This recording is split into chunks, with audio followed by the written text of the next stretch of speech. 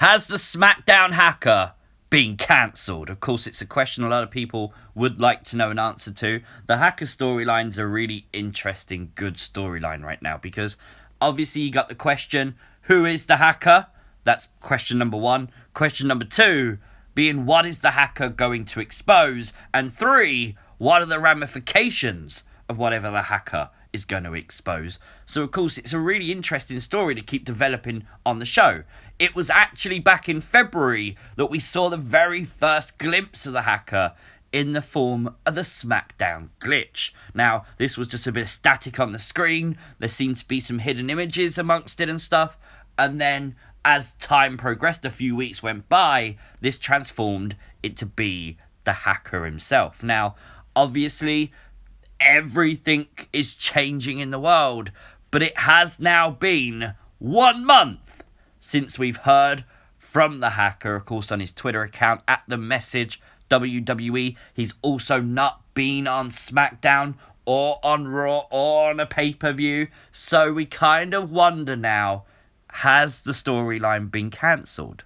I don't think so. In his final video, we did see a SmackDown and Raw collaboration of sorts. We saw him talking about both Raw and SmackDown superstars, and rightfully so. This excited a lot of people, me included, that the hacker could be co-brand.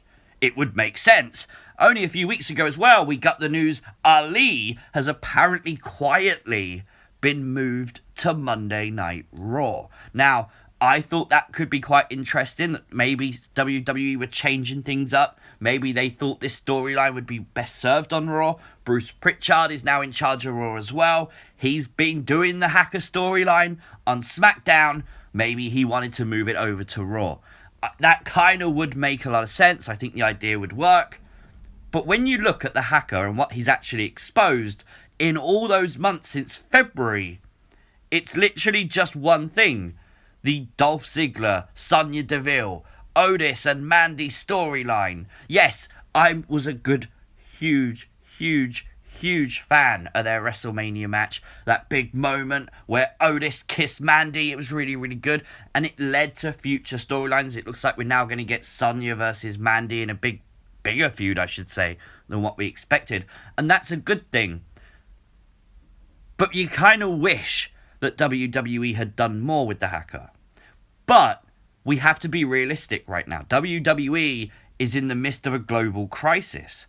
They are changing just like the rest of the world has to. Although they're still putting out content and still putting on Raw and SmackDown each and every week, the show is very, very different. I'm not just talking about the audience being missing.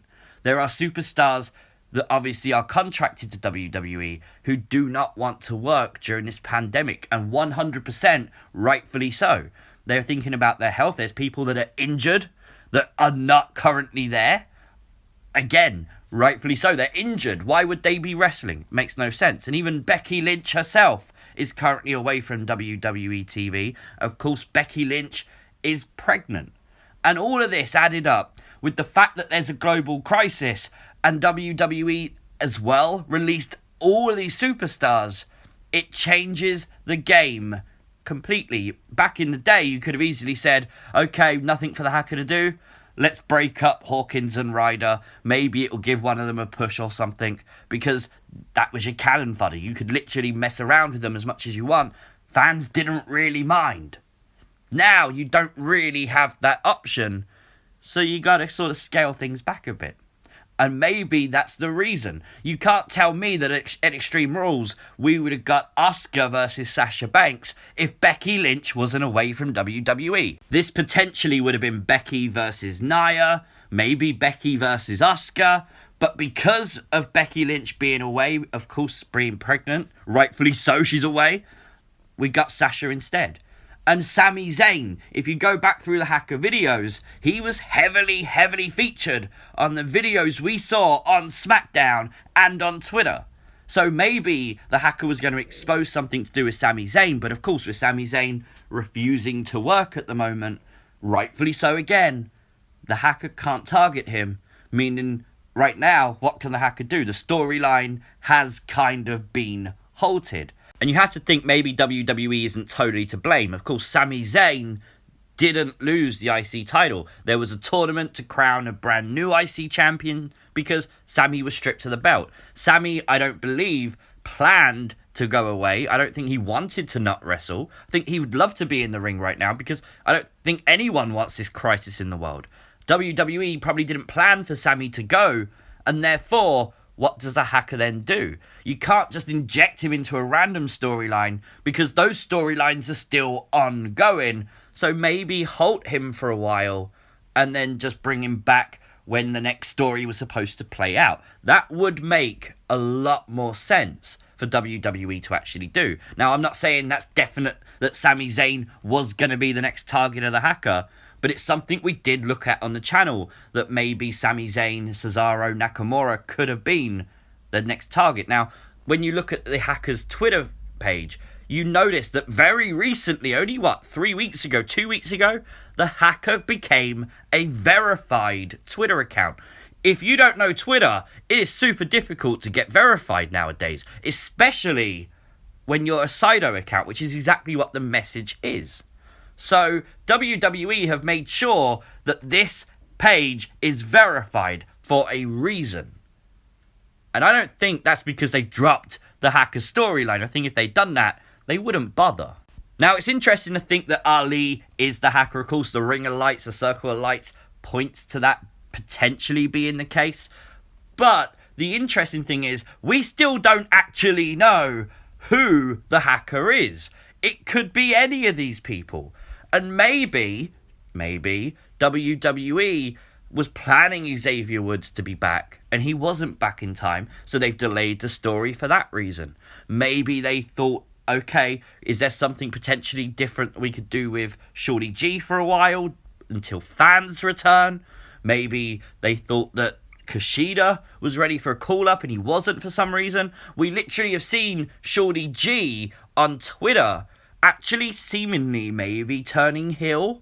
We actually saw like a promo video of his that he posted on his Twitter page, and it seemingly looks like maybe Chad Gable could be turning heel. Now, that could fit in with the hacker storyline. Maybe the hacker exposes Chad Gable. Maybe that's a potential future storyline. Don't forget, Chad was not on Smackdown for the duration of the whole hacker thing when it was starting to play out. So, potentially they've changed things up. Maybe the hacker's changed. I mean, we could see the hacker potentially reveal what happened with Jeff Hardy. We still don't know who set Jeff Hardy up. Jeff Hardy blames Sheamus, but there's a lot of conspiracy theorists that say it's Sami Zayn. Point proven. Eric Rowan has been mentioned as well, because obviously the ginger hair, ginger beard thing, that's potentially the reason. But Sami Zayn fits that, category as well. So why not have Sami Zayn? And it would make sense with what we said previously. Sasha and Bayley, this looks like the storyline going into SummerSlam potentially. So you can't split them up 3 months in advance. You can't split them up early. You've got to let their story play out, and then maybe the hacker exposes something. Again, these two were heavily featured on hacker videos in the past.